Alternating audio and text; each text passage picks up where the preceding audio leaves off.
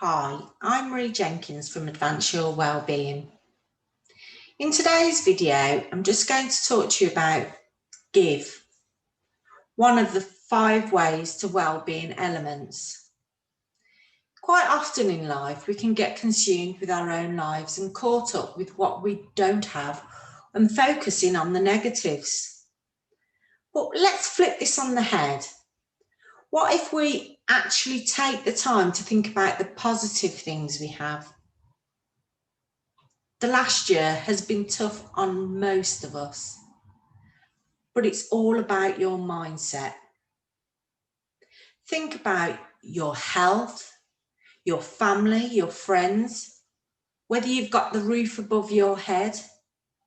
If we all just spent more time thinking about how fortunate we all really are, then it could have a massive impact on our well-being. If you're interested to learn more about the 5 ways to well-being, then join us on the 7th of January for our 5 Ways to Wellbeing workshop. Have a look in the comments below for our Eventbrite link, and we'll see you then. Thanks a lot.